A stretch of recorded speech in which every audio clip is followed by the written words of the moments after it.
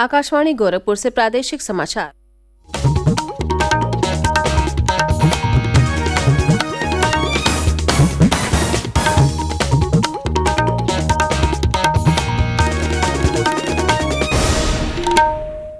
नमस्कार, समाचार बुलेटिन के साथ मैं सोनी निगम। पहले मुख्य समाचार। वाराणसी के महात्मा गांधी काशी विद्यापीठ के दीक्षांत समारोह में शामिल हुई राष्ट्रपति द्रौपदी मुर्मू।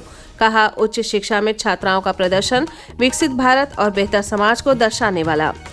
विकसित भारत 2047 युवाओं की आवाज पहल की शुरुआत कर बोले प्रधानमंत्री नरेंद्र मोदी, अमृतकाल में देश लगाने जा रहा है बड़ी छलांग। प्रदेश के अल्पसंख्यक कल्याण एवं हज मंत्री धर्मपाल सिंह ने प्रत्येक जिले में ऑनलाइन आवेदन के लिए हज सुविधा केंद्र खोलने के दिए निर्देश। प्रदेश को कुष्ठ रोग से मुक्त करने को घर घर दी जाएगी दस्तक। 21 दिसंबर से चलेगा अभियान। और पछुआ हवाओं के असर से गिरने लगा तापमान, कई जिलों में न्यूनतम तापमान 10 डिग्री सेल्सियस से नीचे।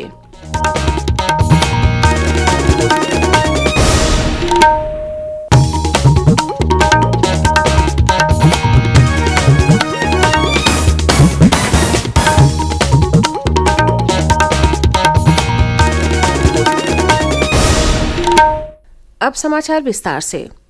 राष्ट्रपति द्रौपदी मुर्मू उत्तर प्रदेश के 2 दिवसीय दौरे पर हैं। राष्ट्रपति ने कल वाराणसी में महात्मा गांधी काशी विद्यापीठ के 45वें दीक्षांत समारोह में भाग लिया। समारोह में कुल 77,692 डिग्रियां बांटी गई। राष्ट्रपति ने विद्यार्थियों को स्वर्ण पदक प्रदान किए। इस वर्ष 65 स्वर्ण पदकों में से 51 छात्राओं ने प्राप्त किए हैं। कार्यक्रम को संबोधित करते हुए राष्ट्रपति द्रौपदी मुर्मू ने कहा कि काशी विद्यापीठ के पहले प्रबंधन बोर्ड के सदस्यों में महात्मा गांधी, लाला लाजपत राय, जमनालाल बजाज, जवाहरलाल नेहरू, आचार्य नरेंद्र देव और पुरुषोत्तम दास टंडन जैसे इतिहास निर्माता शामिल थे। काशी विद्यापीठ देश के महान स्वतंत्रता संग्राम का प्रतीक है। उन्होंने सभी पदक विजेताओं को बधाई देते हुए कहा कि स्वर्ण पदक विजेताओं में 78% छात्राएं हैं। उच्च शिक्षा में छात्राओं का प्रदर्शन विकसित भारत और बेहतर समाज को दर्शाता है। राष्ट्रीय शिक्षा नीति 2020 के अनुसार भारतीय परंपराओं से जुड़े रहकर 21वीं सदी के आधुनिक विश्व में सफलताएं अर्जित करें। मुझे ये जानकर बहुत प्रसन्नता हुई है कि आज स्वर्ण पदक प्राप्त करने वाले कुल विद्यार्थियों में 78% संख्या छात्राएं, स्नातकों में लगभग 57% छात्राएं हैं तथा स्नातकोत्तर उपाधियां प्राप्त करने वाले विद्यार्थियों में लगभग 68% बेटियां हैं। मंच पर आकर पदक प्राप्त करने वाले 15 विद्यार्थियों में 11 छात्राएं हैं। उच्च शिक्षण संस्थानों में बेटियों के बेहतर प्रदर्शन में विकसित भारत और बेहतर समाज की झलक दिखाई देती है। मुझे विश्वास है कि वर्ष 2047 और भारत को विकसित देश के रूप में स्थापित करने के राष्ट्रीय संकल्प को सिद्ध करने में महात्मा गांधी काशी विद्यापीठ के विद्यार्थियों और आचार्यों का महत्वपूर्ण योगदान रहेगा। इस अवसर पर राज्यपाल आनंदीबेन पटेल ने कहा कि काशी ने अपनी सांस्कृतिक एवं वसुधैव कुटुंबकम की अवधारणा से पूरी दुनिया में अपना परचम लहराया है। इसके बाद राष्ट्रपति लखनऊ में डिवाइन हार्ट फाउंडेशन के 27 साल पूरे होने पर आयोजित कार्यक्रम में शामिल हुईं। यहाँ राष्ट्रपति द्रौपदी मुर्मू ने डॉक्टरों से दिल की देखभाल पर ध्यान देने और जागरूकता बढ़ाने की अपील की है। उन्होंने कहा कि डॉक्टर जब अस्पताल में किसी का इलाज करते हैं तो वो सीमित संख्या में लोगों को लाभान्वित कर पाते हैं, लेकिन जन जागरूकता के माध्यम से वो बड़े पैमाने पर लोगों को लाभ पहुंचा सकते हैं। इस अवसर पर राज्यपाल आनंदीबेन पटेल, रक्षा मंत्री राजनाथ सिंह, दोनों उप मुख्यमंत्री ब्रजेश पाठक और केशव प्रसाद मौर्य भी उपस्थित रहे।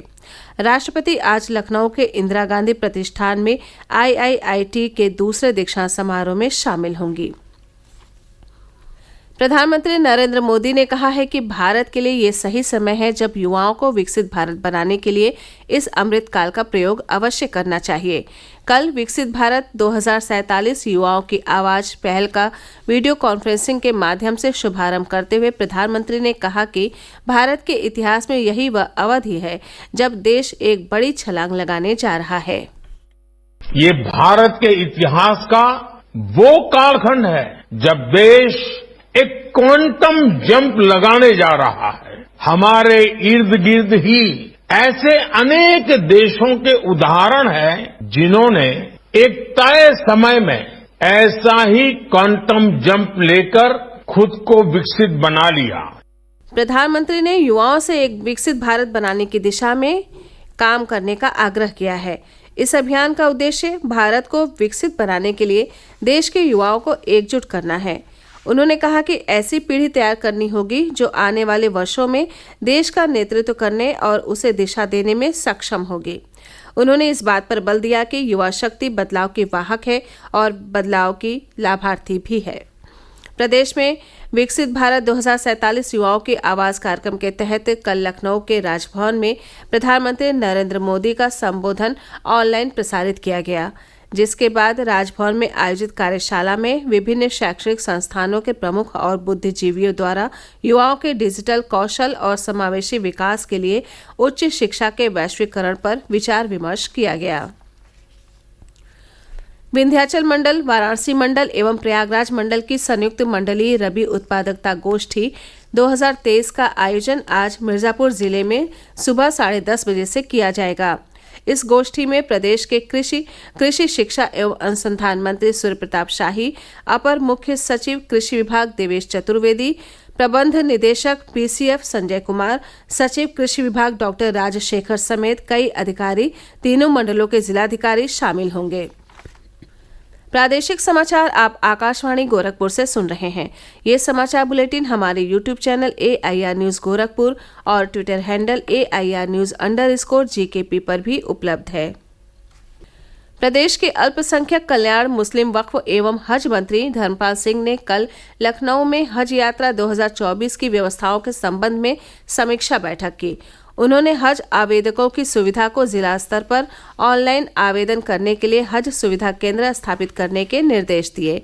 उन्होंने कहा कि हज आवेदन के लिए विस्तृत गाइडलाइंस का व्यापक प्रचार प्रसार किया जाए, जिससे हज आवेदकों को आवेदन करने में किसी प्रकार की असुविधा का सामना न करना पड़े। चंदौली जिले के सदर विकास खंड में कल मुख्यमंत्री सामूहिक विवाह योजना के अंतर्गत 72 जोड़ों की शादी हुई। इसमें 2 अल्पसंख्यक जोड़े भी शामिल रहे। सामूहिक विवाह समारोह के मुख्य अतिथि मुगलसराय के विधायक रमेश जायसवाल ने कहा कि इस योजना के माध्यम से सरकार गरीब परिवारों की बेटियों के हाथ पीले कराने के साथ ही उन्हें उपहार भी दे रही है। प्रदेश के कुष्ठ रोग से मुक्त करने के लिए प्रयासों की कड़ी में 21 दिसंबर से 4 जनवरी तक कुष्ठ रोगी खोज अभियान चलाया जाएगा।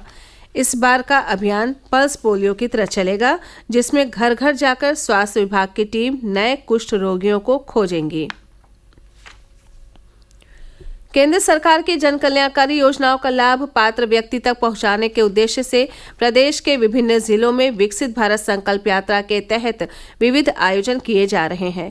इसी क्रम में कल वाराणसी के सेवापुरी के कचहरिया गांव में चौपाल का आयोजन किया गया, जिसमें प्रदेश के आयुष राज्य मंत्री स्वतंत्र प्रभार दयाशंकर मिश्र दयालु सहित अन्य जनप्रतिनिधि शामिल हुए। इस मौके पर लाभार्थियों को विभिन्न योजनाओं के प्रमाण पत्र वितरित किए गए। अंबेडकर नगर के विकास खंड टांडा के त्रिलोकपुर में आयोजित विकसित भारत संकल्प यात्रा में राज्य मंत्री श्रीमती विजय लक्ष्मी गौतम की सहभागिता रही। पीलीभीत, बदायूं समेत प्रदेश के अन्य कई जिलों में भी कल इस यात्रा के अंतर्गत ग्रामीणों को सरकार की जनहितकारी योजनाओं की जानकारी दी गई और योजनाओं के लाभार्थियों को प्रमाण पत्र वितरित किए गए। प्रदेश के गन्ना विकास एवं चीनी उद्योग राज्य मंत्री संजय सिंह गंगवार ने कल पीलीभीत जिले के रामलुभाई साहनी गवर्नमेंट महिला डिग्री कॉलेज में एक कार्यक्रम के दौरान विद्यार्थियों को स्मार्टफोन वितरित किए। इस अवसर पर उन्होंने छात्र छात्राओं को स्मार्टफोन के जरिए पढ़ाई करने और रोजगार के अवसर तलाशने की सलाह दी। उन्होंने कहा कि विद्यार्थी सोशल मीडिया के चक्कर में पड़कर अपना भविष्य बर्बाद न करें। पछुआ हवाओं के प्रभाव से प्रदेश के कई इलाकों में न्यूनतम तापमान में गिरावट शुरू हो गई है। कल मुजफ्फरपुर, गोरखपुर, बरेली, मेरठ, लखनऊ, कानपुर आदि जिलों में न्यूनतम तापमान 10 डिग्री सेल्सियस से नीचे दर्ज किया गया। अधिकतम तापमान में भी कुछ गिरावट आई है। मौसम विभाग के अनुसार अगले 2-3 दिनों तक मौसम ऐसा ही बना रहेगा। अंत में मुख्य समाचार एक बार फिर। वाराणसी के महात्मा गांधी काशी विद्यापीठ के दीक्षांत समारोह में शामिल हुई राष्ट्रपति द्रौपदी मुर्मू। कहा, उच्च शिक्षा में छात्राओं का प्रदर्शन विकसित भारत और बेहतर समाज को दर्शाने वाला। विकसित भारत 2047 युवाओं की आवाज पहल की शुरुआत कर बोले प्रधानमंत्री नरेंद्र मोदी, अमृतकाल में देश लगाने जा रहा है बड़ी छलांग। प्रदेश के अल्पसंख्यक कल्याण एवं हज मंत्री धर्मपाल सिंह ने प्रत्येक जिले में ऑनलाइन आवेदन के लिए हज सुविधा केंद्र खोलने के दिए निर्देश। प्रदेश को कुष्ठ रोग से मुक्त करने को घर घर दी जाएगी दस्तक। 21 दिसंबर से चलेगा अभियान। और पछुआ हवाओं के असर से गिरने लगा तापमान, कई जिलों में न्यूनतम तापमान 10 डिग्री सेल्सियस से नीचे। इसी के साथ ये समाचार बुलेटिन समाप्त हुआ। नमस्कार।